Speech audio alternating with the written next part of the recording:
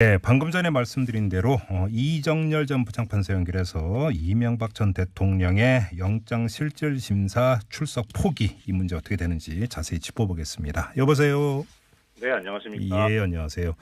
자, 이명박 전 대통령이 출석을 하지 않으면 변호사가 대신 그 출석을 해서 진행이 되는 건가요? 어떻게 되는 겁니까? 네, 그렇습니다. 그러면 그 영장실질심사니까 실질심사는 그대로 다 이루어지는 거고요. 네, 그렇습니다. 그러니까 다만 차이는 이제 영장실질심사가 이루어질 때 어떤 절차가 있냐면은 예. 판사가 피의자에 대해서 그러니까 구속 대상이 되는 피의자에 대해서 그 구속영장 청구서에 있는 사실관계가 사실인지 여부를 이제 물어보거든요. 신문을 하고 그다음에 그 절차가 이제 마무리되면은 만약에 검찰 측에서 출석을 하게 되면 검사가 그리고 네. 변호인이 그 구속영장 청구에 관한 의견을 진술을 하게 돼 있습니다. 예, 검찰 측에서 이제 발부해야 된다 그러고 변호인 측에서는 기각해야 된다 그러고. 예. 근데 이제 그 앞에 하게 되는 피의자 신문만 생략이 되고 양쪽의 의견만 진술하고 아마 끝나게 될 겁니다. 그런데 이제 그 영장실질심사 다르게는 이제 구속 전 피의자 신문 이렇게도 부르잖아요. 네, 원래 그게 법정 용어입니다. 아, 구속 전 피의자 신문이 정식 용어입니까? 예, 정식 용어입니다. 네. 아, 그럼 좀 더 그 자세히 좀 설명해 주세요. 피의자 신문의 주된 포인트는 어떻게 되는 거예요? 일단 두 가지인데요. 하나는 네. 먼저 구속영장 청구서에 나와 있는 범죄 사실이 정에 대해서 인정을 하는지, 네. 예, 그걸 먼저 묻고, 예. 그다음에 그다음에 이제 피의자로 하여금 본인이 자신을 방어할 수 있는 이야기를 하게 하는 그런 의견 진술 기회를 준 그 두 가지가 핵심 포인트입니다. 예. 그러면 그 피의자가 이 신문에 응하느냐 응하지 않느냐가 네. 구속영장 발부 여부를 결정하는데 상당한 영향을 미친다고 봐야 되는 겁니까?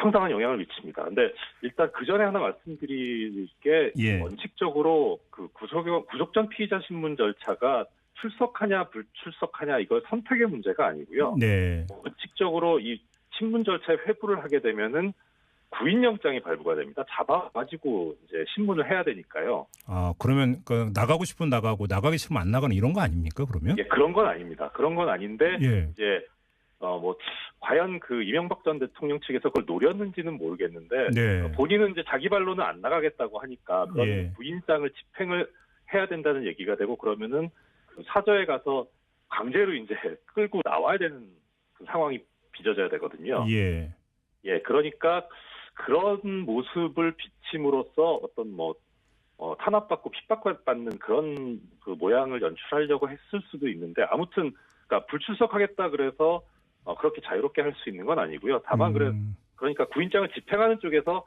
그렇게까지 할 필요 있겠느냐 해서 구인장 집행을 않고 그냥 진행을 하는 방향으로 그렇게 할 수도 있는 거고요. 그러면 원칙적으로 그 구속 전 피의자 신문에 그 출석을 하지 않으면 그냥 진행이 되는데 그래서 구속영장이 발부가 되면 그러면 그 집으로 가서 이제 강제 구인에 들어가서 구치소로 끌고 간다 이렇게 되는 거죠. 그렇죠. 네, 그렇습니다. 근데 이제 말씀하세요. 모르신 사항에 대해서 답을 드리면, 그러니까 아까 말씀드렸던 대로 이 구속 전 피의자 신문 이 제도의 요체는 피의자로 하여금 자신의 방어 논리를 그 판사한테 개진하라고 하는 그 부분이거든요. 그렇죠.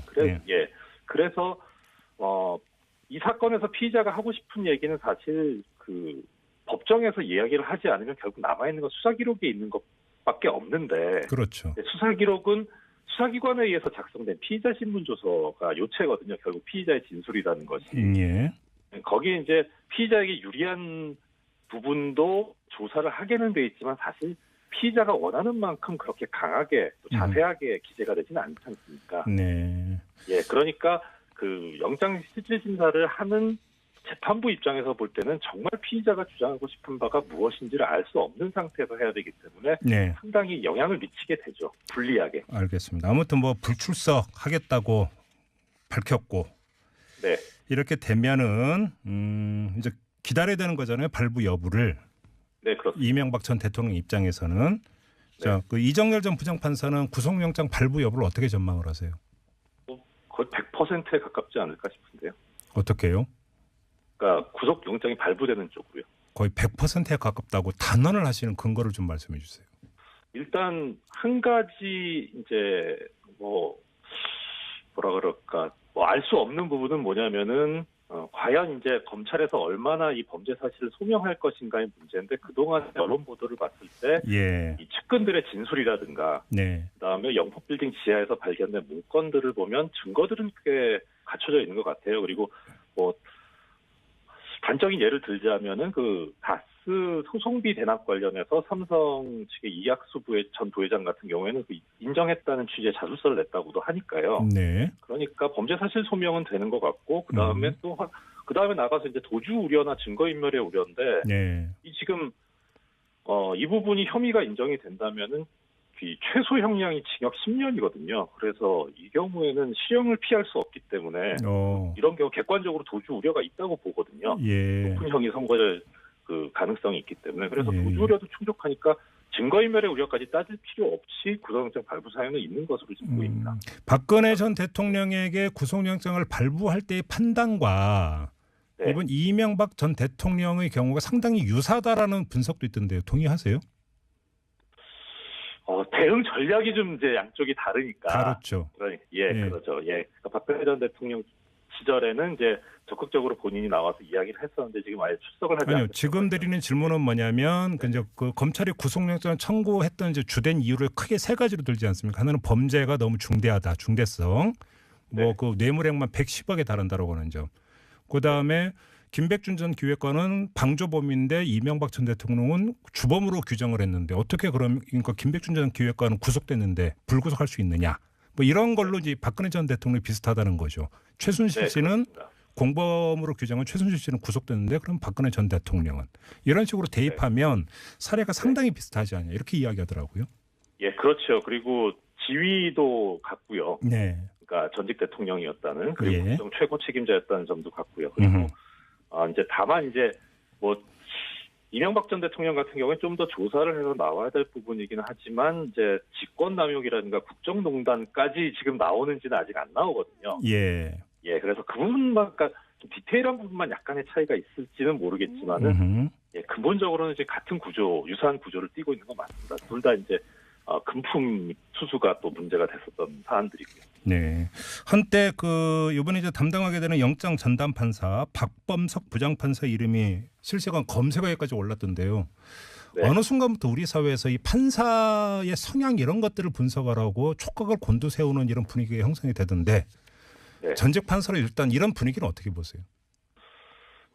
양승태 전 대법원장이 만들어 놓은 적폐 때문에 그런 것 같아요. 그러니까 사실 좋은 현상은 아닌데 그러니까 중요한 것은 그 사람의 어떤 판결 성향이라든가 일관된 흐름이라든가 이게 중요하지 어떤 사람이냐 정치 성향이냐 이런 건 중요하지 않거든요. 왜냐하면 판사도 민주시민 중에 한 사람이니까 어떤 정치적인 가치관을 가질 수밖에 없는 거고 그건 너무 당연한 건데 그런 사적인 생각이나 이런 거를 공적인 업무에 반영시키는 그런 판사들은 사실 그렇게 흔하지도 않고 판사 자격이 없는 거죠. 그러면 지금 말씀하신 걸 받아서 판결 성향에 한정해서 질문을 드리겠습니다.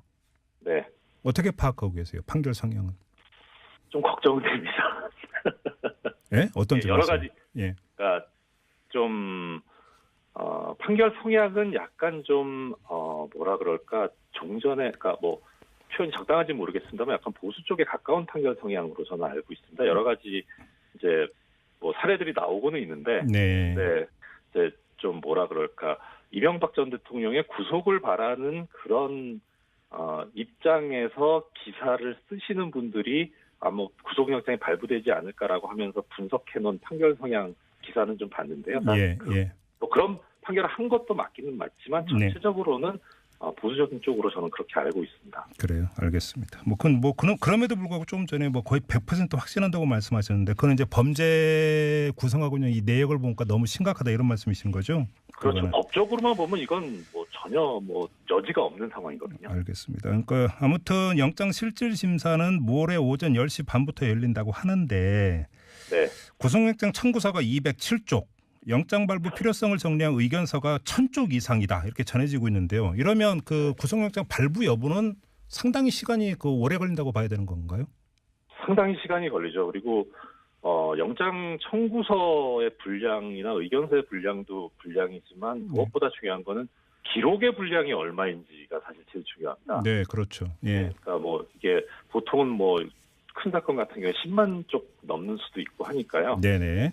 예, 그래서 이제 그 기록을 놓고 구속영장 청구서에 있는 그 범죄 사실이라든가 필요성을 대조해가면서 검토를 꼼꼼하게 해야 되거든요. 예. 근데 다만 이제 그 영장 발부 기각 여부 결정 시간 관련해서는 어떻든 이제 피의자 신문이 지금 불출석하는 바람에 생략이 되지 않습니까? 그래서 그 그렇네요.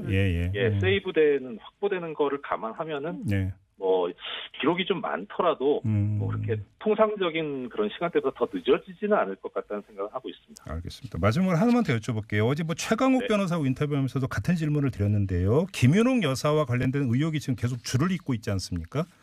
네. 지금까지 나온 보도를 기초로 해서 질문을 드리겠는데요. 어제 최강욱 변호사는 뭐 구속 여부는 모르겠으나 기소는 불가피하다 이런 의견을 피력을 하셨는데 이정열 전 부장판사는 어떻게 보세요? 조금 더 조사를 해봐야 되겠습니다만은 관건은 어디냐면 김윤옥 여사 같은 경우에 이명박 전 대통령하고 공범 관계에서 범죄를 저지른 것인지 아니면 또 단독으로 범행을 저지른 것인지. 그게 중요한가요? 예, 만약에 공범이라면은 사실 뭐 법률적으로 보면은 기소를 해야 되겠습니다만은 어떤 뭐 정무적인 이런 이유에서 한번 다시 한번 심사숙고할 필요는 있을 거는 같아요. 뭐 부부니까 뭐 이런 것 때문에 어차피 또 주범이 이명박 전 대통령일 테니까 네네. 그 부분에서는 그런데 단독으로 범행을 저지른 건 이거는 어떻게 할 수 없는 부분이라서요. 그걸 눈 감을 수는 없다. 그거는 그렇죠. 그 부분은 뭐 남편이 뭐 구속이 되거나 기소가 된다 그래서 뺄 수 있는 그런 사항은 아닙니다. 그럼 한 30초 남았는데 하나만 더 여쭤볼게요. 지금 최근에 불거지고 있는 이른바 명품 백 받았다는 거 있지 않습니까? 네. 이거는 공범 관계에서 나온 걸로 봐야 됩니까? 단독으로 봐야 되는 겁니까? 그러면? 이게 되게 어려운데. 구체적인 내용을 모르니까 판단하기가 좀 힘든가요? 네, 그렇습니다. 이게 뭐 그 이명박 전 대통령이 지금까지 해온 진술의 내용으로 보면 단독범일 가능성이 상당히 높거든요. 그래요. 네, 아무튼 지금까지 질문은 지금까지 나온 보도에 기초해서 드렸다는 점을 다시 한번 강조를 하고요. 뭐 이건 뭐 만약에 이제 조사가 이루어진다면 더 구체적인 뭔가를 갖고 하는 건지 이걸 좀 봐야 되는 건 아니겠습니까? 네, 그냥 이건 일단 그냥 말줄임표로 그냥 가름하고 인터뷰 마치도록 하겠습니다. 고맙습니다. 네, 입장에서 기사를 쓰시는 분들이 아마 구속영장이 발부되지 않을까라고 하면서 분석해놓은 판결 성향 기사는 좀 봤는데요. 뭐 그런 판결을 한 것도 맞기는 맞지만 전체적으로는 보수적인 쪽으로 저는 그렇게 알고 있습니다. 그래요, 알겠습니다. 그럼에도 불구하고 좀 전에 뭐 거의 100% 확신한다고 말씀하셨는데 그건 이제 범죄 구성하고 있는 이 내역을 보니까 너무 심각하다 이런 말씀이신 거죠? 그렇죠. 그거는. 법적으로만 보면 이건 뭐 전혀 뭐 여지가 없는 상황이거든요. 알겠습니다. 그러니까 아무튼 영장 실질 심사는 모레 오전 10시 반부터 열린다고 하는데 구속영장 청구서가 207쪽. 영장 발부 필요성을 정리한 의견서가 1000쪽 이상이다 이렇게 전해지고 있는데요. 이러면 그 구속영장 발부 여부는 상당히 시간이 오래 걸린다고 봐야 되는 건가요? 상당히 시간이 걸리죠. 그리고 영장 청구서의 분량이나 의견서의 분량도 분량이지만 무엇보다 중요한 거는 기록의 분량이 얼마인지가 사실 제일 중요합니다. 네, 그렇죠. 그러니까 뭐 이게 보통은 뭐 큰 사건 같은 경우에 10만 쪽 넘는 수도 있고 하니까요. 네네. 그래서 이제 그 기록을 놓고 구속영장 청구서에 있는 그 범죄 사실이라든가 필요성을 대조해가면서 검토를 꼼꼼하게 해야 되거든요. 근데 다만 이제 그 영장 발부 기각 여부 결정 시간 관련해서는 어떻든 이제 피의자 신문이 지금 불출석하는 바람에 생략이 되지 않습니까? 그래서 그 그렇네요. 세이브되는 확보되는 거를 감안하면은 뭐 기록이 좀 많더라도 뭐 그렇게 통상적인 그런 시간대보다 더 늦어지지는 않을 것 같다는 생각을 하고 있습니다. 알겠습니다. 마지막으로 하나만 더 여쭤볼게요. 어제 뭐 최강욱 변호사하고 인터뷰하면서도 같은 질문을 드렸는데요. 김윤옥 여사와 관련된 의혹이 지금 계속 줄을 잇고 있지 않습니까? 지금까지 나온 보도를 기초로 해서 질문을 드리겠는데요. 어제 최강욱 변호사는 뭐 구속 여부는 모르겠으나 기소는 불가피하다 이런 의견을 피력을 하셨는데 이정열 전 부장판사는 어떻게 보세요? 조금 더 조사를 해봐야 되겠습니다만은 관건은 어디냐면 김윤옥 여사 같은 경우에 이명박 전 대통령하고 공범 관계에서 범죄를 저지른 것인지 네. 아니면 또 단독으로 범행을 저지른 것인지. 네, 방금 전에 말씀드린 대로 이정열 전 부장판사 연결해서 이명박 전 대통령의 영장실질심사 출석 포기 이 문제 어떻게 되는지 자세히 짚어보겠습니다. 여보세요. 네, 안녕하십니까. 예, 안녕하세요. 자, 이명박 전 대통령이 출석을 하지 않으면 변호사가 대신 그 출석을 해서 진행이 되는 건가요? 어떻게 되는 겁니까? 네, 그렇습니다. 그러면 그 영장 실질 심사니까 실질 심사는 그대로 다 이루어지는 거고요.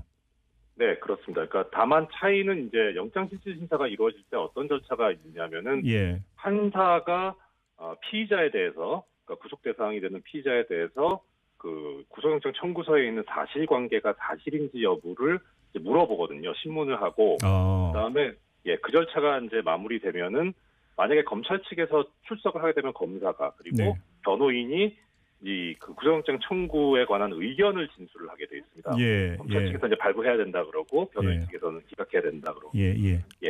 근데 이제 그 앞에 하게 되는 피의자 신문만 생략이 되고 양쪽의 의견만 진술하고 아마 끝나게 될 겁니다. 그런데 이제 그 영장 실질 심사 다르게는 이제 구속 전 피의자 신문 이렇게도 부르잖아요. 네, 원래 그게 법정 용어입니다. 아, 구속 전 피의자 신문이 정식 용어입니까? 예, 정식 용어입니다. 네. 아, 그럼 좀 더 그 자세히 좀 설명해 주세요. 피의자 신문의 주된 포인트는 어떻게 되는 거예요? 일단 두 가지인데요. 하나는 네. 먼저 구속영장 청구서에 나와 있는 범죄 사실이 정에 대해서 인정을 하는지, 네. 그걸 먼저 묻고, 예. 그다음에 그다음에 이제 피의자로 하여금 본인이 자신을 방어할 수 있는 이야기를 하게 하는 그런 의견 진술 기회를 준 그 두 가지가 포인트입니다. 예. 그러면 그 피의자가 이 신문에 응하느냐 응하지 않느냐가 네. 구속영장 발부 여부를 결정하는데 상당한 영향을 미친다고 봐야 되는 겁니까? 상당한 영향을 미칩니다. 근데 일단 그 전에 하나 말씀드릴 게 원칙적으로 그 구속 전 피의자 신문 절차가 출석하냐 불출석하냐 이거 선택의 문제가 아니고요. 네. 원칙적으로 이 신문 절차에 회부를 하게 되면은 구인영장이 발부가 됩니다. 잡아가지고 이제 신문을 해야 되니까요. 아, 그러면 그 나가고 싶으면 나가고 나가기 싫으면 안 나가는 이런 거 아닙니까? 그러면? 예, 그런 건 아닙니다. 그런 건 아닌데 이제 과연 그 이명박 전 대통령 측에서 그걸 노렸는지는 모르겠는데 본인은 이제 자기 발로는 안 나가겠다고 하니까 그런 구인장을 집행을 해야 된다는 얘기가 되고 그러면은 그 사저에 가서 강제로 이제 끌고 나와야 되는 그 상황이 빚어져야 되거든요. 그러니까 그런 모습을 비침으로써 어떤 탄압받고 핍박받는 그런 그 모양을 연출하려고 했을 수도 있는데 아무튼 그러니까 불출석하겠다 그래서 그렇게 자유롭게 할 수 있는 건 아니고요. 다만 그러니까 구인장을 집행하는 쪽에서 그렇게까지 할 필요 있겠느냐 해서 구인장 집행을 않고 그냥 진행을 하는 방향으로 그렇게 할 수도 있는 거고요. 그러면 원칙적으로 그 구속 전 피의자 신문에 그 출석을 하지 않으면 그냥 진행이 되는데 그래서 구속영장이 발부가 되면 그러면 그 집으로 가서 이제 강제 구인에 들어가서 구치소로 끌고 간다 이렇게 되는 거죠. 그렇죠. 네, 그렇습니다. 근데 이제 말씀하세요. 물으신 사항에 대해서 답을 드리면, 그러니까 아까 말씀드렸던 대로 이 구속 전 피의자 신문 이 제도의 요체는 피의자로 하여금 자신의 방어 논리를 그 판사한테 개진하라고 하는 그 부분이거든요. 그렇죠. 그래서 이 사건에서 피의자가 하고 싶은 얘기는 사실 그 법정에서 이야기를 하지 않으면 결국 남아 있는 건 수사 기록에 있는 것밖에 없는데. 그렇죠. 수사 기록은 수사기관에 의해서 작성된 피의자 신문 조서가 요체거든요. 결국 피의자의 진술이라는 것이. 거기에 이제 피의자에게 유리한 부분도 조사를 하게는 돼 있지만 사실 피의자가 원하는 만큼 그렇게 강하게 또 자세하게 기재가 되지는 않지 않습니까? 그러니까 그 영장 실질 심사를 하는 재판부 입장에서 볼 때는 정말 피의자가 주장하고 싶은 바가 무엇인지를 알 수 없는 상태에서 해야 되기 때문에 상당히 영향을 미치게 되죠. 불리하게. 알겠습니다. 아무튼 불출석하겠다고 밝혔고 이렇게 최순실 씨는 공범으로 규정한 최순실 씨는 구속됐는데 그럼 박근혜 전 대통령은 이런 식으로 대입하면 사례가 상당히 비슷하지 않냐 이렇게 이야기하더라고요. 그렇죠. 그리고 지위도 같고요. 그러니까 전직 대통령이었다는 그리고 국정 최고 책임자였다는 점도 같고요. 그리고 이제 다만 이제 이명박 전 대통령 같은 경우에 좀 더 조사를 해서 나와야 될 부분이기는 하지만 이제 직권남용이라든가 국정농단까지 지금 나오는지는 아직 안 나오거든요. 예. 예, 그래서 그 부분만, 그러니까 좀 디테일한 부분만 약간의 차이가 있을지는 모르겠지만은, 예, 근본적으로는 이제 같은 구조, 유사한 구조를 띠고 있는 건 맞습니다. 둘 다 이제 금품 수수가 또 문제가 됐었던 사안들이고요. 네. 한때 이번에 이제 담당하게 되는 영장 전담 판사 박범석 부장판사 이름이 실시간 검색어에까지 올랐던데요. 네. 어느 순간부터 우리 사회에서 이 판사의 성향 이런 것들을 분석하라고 촉각을 곤두세우는 이런 분위기가 형성이 되던데, 네. 전직 판사로 일단 이런 분위기는 어떻게 보세요? 뭐 양승태 전 대법원장이 만들어 놓은 적폐 때문에 그런 것 같아요. 그러니까 사실 좋은 현상은 아닌데, 네. 예, 그러니까 중요한 것은 그 사람의 어떤 판결 성향이라든가 네. 일관된 흐름이라든가 이게 중요하지 어떤 사람이냐 정치 성향이나 이런 건 중요하지 않거든요. 왜냐하면 네네. 뭐 판사도 민주시민 중에 한 사람이니까 어떤 정치적인 가치관을 가질 수밖에 없는 거고 그건 너무 당연한 건데 그러니까요. 그런 사적인 생각이나 이런 거를 공적인 업무에 반영시키는 그런 판사들은 사실 그렇게 뭐 흔하지도 않고 판사 자격이 없는 거죠. 그러면 지금 말씀하신 걸 받아서 판결 성향에 한정해서 질문을 드리겠습니다. 네. 어떻게 파악하고 계세요? 판결 성향은? 좀 걱정됩니다. 예? 어떤 예, 여러 가지. 예. 그러니까 좀 판결 성향은 약간 좀 뭐라 그럴까 종전에 그러니까 뭐 표현이 적당한지 모르겠습니다만 약간 보수 쪽에 가까운 판결 성향으로 저는 알고 있습니다. 여러 가지 이제 뭐 사례들이 나오고는 있는데, 네, 이제 좀 뭐라 그럴까 이명박 전 대통령의 구속을 바라는 그런 면은 이제 기다려야 되는 거잖아요. 발부 여부를.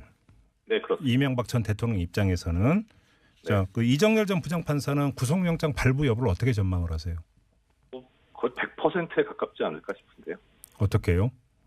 그러니까 구속영장이 발부되는 쪽으로요. 거의 100%에 가깝다고 단언을 하시는 근거를 좀 말씀해 주세요. 일단 한 가지 이제 뭐라 그럴까 알 수 없는 부분은 뭐냐면은 과연 이제 검찰에서 얼마나 이 범죄 사실을 소명할 것인가의 문제인데 그동안 언론 보도를 봤을 때 이 측근들의 진술이라든가 그다음에 영포빌딩 지하에서 발견된 문건들을 보면 증거들은 꽤 갖춰져 있는 것 같아요. 그리고 뭐 단적인 예를 들자면은 그 다스 소송비 대납 관련해서 삼성 측의 이학수 전 부회장 같은 경우에는 그 인정했다는 취지의 자술서를 냈다고도 하니까요. 네. 그러니까 범죄 사실 소명은 되는 것 같고 그 다음에 그 다음에 나가서 이제 도주 우려나 증거인멸의 우려인데 이 지금 이 부분이 혐의가 인정이 된다면은 최소 형량이 징역 10년이거든요. 그래서 이 경우에는 실형을 피할 수 없기 때문에 이런 경우 객관적으로 도주 우려가 있다고 보거든요. 높은 형이 선고될 그 가능성이 있기 때문에 그래서 도주 우려도 충족하니까 증거인멸의 우려까지 따질 필요 없이 구속영장 발부 사유는 있는 것으로 지금 보입니다.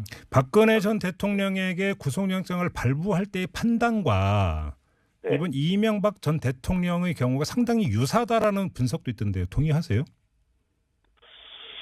대응 전략이 좀 이제 양쪽이 다르니까. 다르죠. 그렇죠. 그러니까 박근혜 전 대통령 시절에는 이제 적극적으로 본인이 나와서 이야기를 했었는데 지금 아예 출석을 하지 않고. 지금 드리는 질문은 뭐냐면 이제 그 검찰이 구속영장을 청구했던 이제 주된 이유를 크게 세 가지로 들지 않습니까? 하나는 범죄가 너무 중대하다, 중대성. 뭐 그 뇌물액만 110억에 달한다라고 하는 점.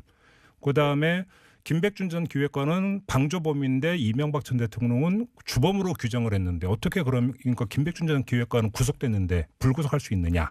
뭐 이런 걸로 이제 박근혜 전 대통령이 비슷하다는 거죠.